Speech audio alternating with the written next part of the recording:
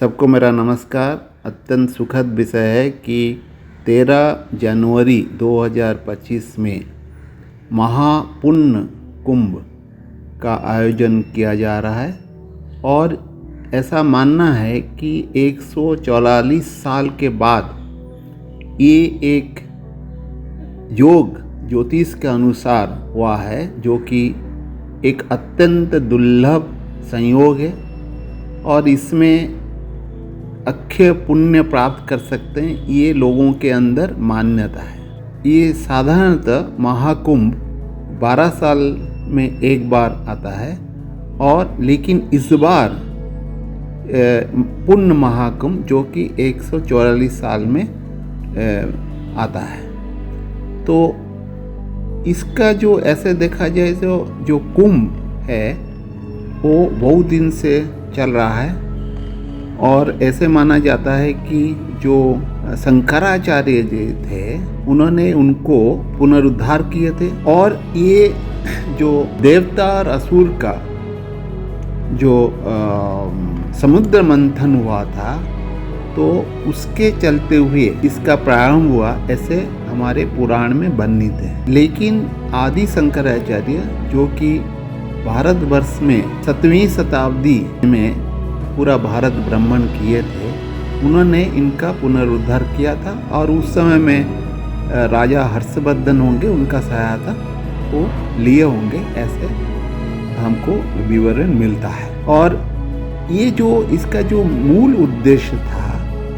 वो जो हमारे आध्यात्मिक का पारंपरिक ज्ञान था उनका कैसे संवर्धन किया जाए और इसमें बहुत सारे जो साधक होते हैं और जो सिद्धि प्राप्त किए हैं उनका इधर समागम होता था और उसके तर्क वितर्क वाद विवाद भी चलता था। और उसमें एक जो जैसे कि आजकल जैसे हम संगोष्ठी कहते हैं, ऐसे संगोष्ठी हुआ करता था पहले। लेकिन और इसके अलावा उसमें भारतवर्ष में बहुत सारे विद्वान का समागम होता था और इसमें कैसे साधना में परिपक्व को लाया जाए और कैसे हम अपने जीवन मनुष्य जीवन का चरितार्थ कर पाए और मोक्ष कैसे प्राप्त करें और अक्षय सुख को कैसे आस्वादन करें, इसके लिए चर्चा बहुत बहुल भाव में होता था। इसमें जो है शुद्धिकरण घटित होता है और ये जो शुद्धिकरण है ये शरीर की, मन की, बुद्धि की, ये शुद्धिकरण इस समय इधर होना बहुत होता था और आजकल भी हो रहा है। जैसे कि गंगा जो है ये संगम स्थल जो प्रयागराज है तो उसमें संगम स्थल में ये जो गंगा की धारा है जो कि सबसे पूरा दुनिया में सबसे जो अच्छी नदी है वो है गंगा, इसलिए हम लोग गंगा को पूजा अर्चना करते हैं क्योंकि इनका पानी जो है में जो तत्व पाया गया, आजकल वैज्ञानिक लोग पाए हैं कि उनके जो तत्व जो गंगोत्री से आते हैं आजकल हम लोग नष्ट कर दिए हैं, लेकिन उसमें पानी नष्ट नहीं होता है। पानी में जो बैक्टीरिया वायरस है उसका डेवलपमेंट नहीं होता था पहले। लोगों का मानना है भी कुछ सालों तक, इवन 100 साल भी रखे उनका इसमें कोई खराबी नहीं होता है। तो और नदी वेगे न शुद्ध्यन्ते, जो नदी जो वेग है प्रखरता है उसमें भी शुद्धिकरण होता है, ये भी हम लोग शास्त्र में देखते हैं। और जो आज के वैज्ञानिक दृष्टि से देखा जाए वो भी सही है। इसमें बहुत विज्ञान, ये जो शब्द हम बताए नदी वेगे न शुद्ध्यन्ते, ये इसमें सन्निहित है। और लेकिन दुखद विषय है कि आजकल हमारे जो नदी है उसमें हम लोग बहुत सारे कचरा डालते हैं और शहर का और ये जो इंडस्ट्री बनाए उनका और प्रदूषित कर दिए और बांध दिए। जो अविरल धारा है गंगा की, जमुना की जी की और जो नदियाँ हमारे बहुत सारे हैं तो उसमें ये जो गंगा में हम लोग करते हैं इन्हें शुद्धिकरण। लेकिन एक चीज़ देखा जाए कि आस्था का भी है और ये इसके चलते हुए आजकल जो हमारे सरकार है वो भी बहुत ध्यान दे रहे हैं। स्नान इसलिए करते हैं कि शरीर शुद्धि करने, लेकिन ये जो शीत का प्रकोप है उसमें आप देखेंगे उसको करने से तो क्या होगा कि आपके अंदर एक जो कि प्रतिरोधक शक्ति भी बढ़ता है, और इसीलिए बढ़ता है कि हम एक आस्था के ऊपर करते हैं, और ये आस्था जो है विश्वास का जागृत होता है, और इसमें साइकोलॉजिकली जो मनस्तात्विक दृष्टिकोण से देखने से ये होगा। जो पहले ज़माने में जो लोग आते थे, ये एक तीर्थ स्थल था। तीर्थ का मतलब शिक्षा लेना, तीर्थ का मतलब घूमने फिरने का नहीं। आजकल जो टूरिज्म कह रहे हैं इसमें नहीं है। तीर्थ का अर्थ होता है कि जो हम लोग जो शिक्षा लेते हैं और कुछ सीखने के लिए आने की जो जगह को तीर्थ कहा जाता है। ये दुखद विषय कि लोग आजकल तीर्थ को एक व्यापार की जरिया समझ रहे हैं, वो दुखद विषय है, क्योंकि लोग को पता नहीं है कि तीर्थ का मतलब पहले जमाने में ये जो महाकुंभ है, कुंभ है और बहुत सारे पूजा स्थल है, जो धर्म स्थल है, वो शिक्षा का एक महाकेंद्र, तो उधर आके लोग रख के अपने दिनचर्या को सही करते थे और सूर्य को प्रार्थना करके चलते, और सूर्य अस्त होने के बाद वो खाना पीना नहीं खाते, व्रत उपवास भी करते हैं, और उनका जो दिनचर्या को कैसे सही किया जाए इसको शिक्षा दिया जाए। उसके अलावा जो बहुत सारे लोग आके इधर मंत्र, जो गुरु लोग आते हैं, जो साधक है, जो सिद्धि प्राप्त किए, उनसे मंत्र भी दीक्षा लेते हैं। इसके अलावा लेकिन आजकल इतना मेरे ख्याल से होता होगा, लेकिन इतना प्रभावी नहीं है, क्योंकि वो एक मेला बन गया है जो कि धार्मिक पक्ष है, जो आध्यात्मिक पक्ष है, उनका हनन हुआ है। और ये मेरा मानना है, क्योंकि जो मैं देख रहा हूँ कि इसको एक बड़ा करके किया जाता है, जो कि उसका मूल उद्देश्य जो था कि हमारे जो आध्यात्मिकता है, सत्य को जानने के लिए हमारा जो मानव जीवन का परम और प्रथम लक्ष्य होना चाहिए, और उनके इसके चलते हुए ये साधक जो अन्वेषण करता है सत्य को, और जो ज्ञानम सत्यम अनंतम ब्रह्मन, ये जो ब्रह्मन को जानने को, अनुभूति करने के लिए जो प्रयास मानव के अंदर रहता है, और इसको उज्जीवित करने के लिए ये महाकुंभ का निर्माण किया गया था। और शास्त्र में जो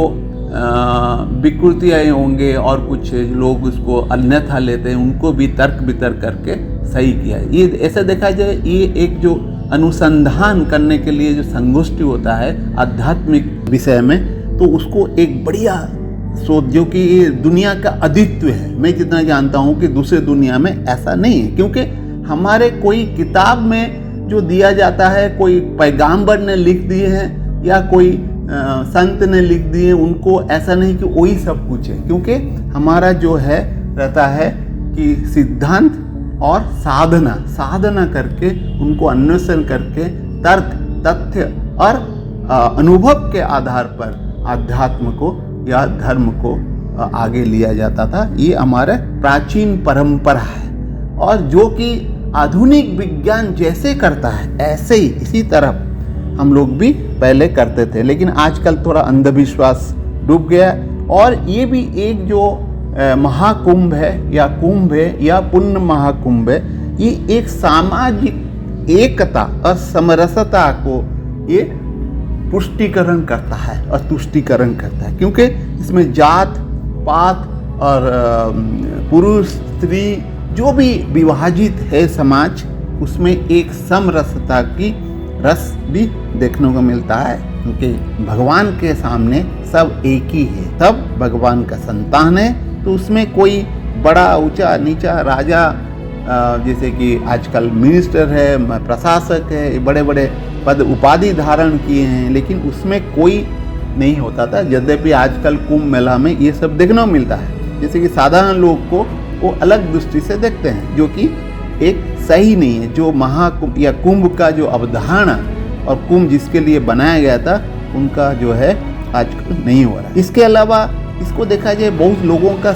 समागम होता है और बहुत सारे लोग उसमें आदान प्रदान रहता है। तो एक जो कहते हैं ना, उसमें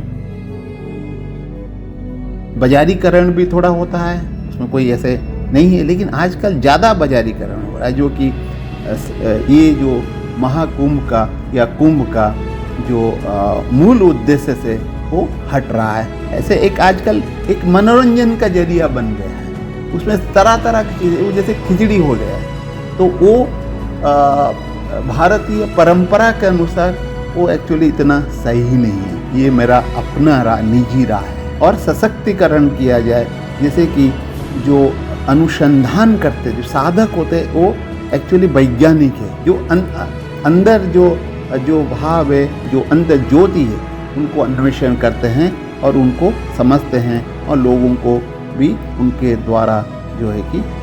सीखना और सिखाना उनका कर्तव्य रहता है, वो करते हैं। तो इसीलिए आज की परिप्रेक्ष्य में देखा जाए इसका बहुत बढ़ गया है, लेकिन ये भी समय के साथ साथ उनको थोड़ा आगे भी लेना चाहिए, लेकिन मूल जो उद्देश्य है उनसे हमको हटना नहीं चाहिए, ये मेरा मानना है। और इसको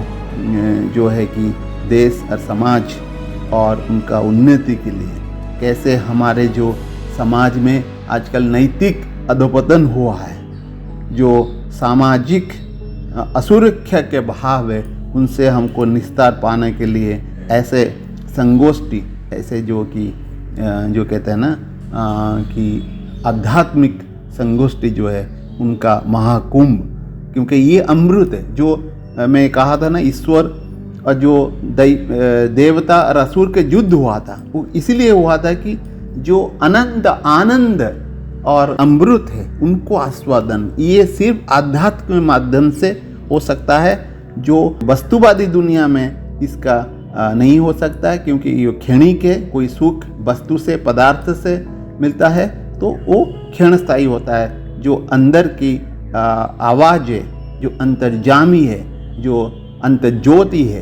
तो इनको जो आस्वादन कर पाता है, और जो नए साधक है उनको रास्ता दिखाने के लिए जो गुरु होते हैं उनके माध्यम से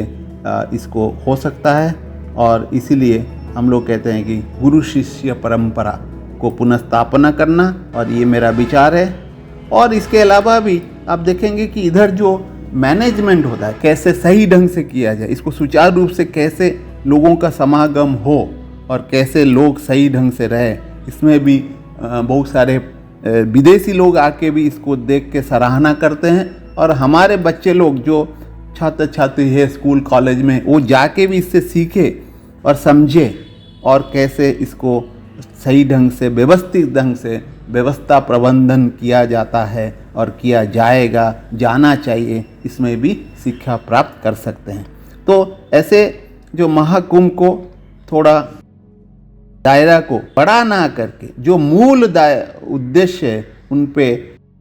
केंद्रीभूत करना आज की मांग है, ये मेरा मानना है। सबको धन्यवाद, नमस्कार, थैंक यू।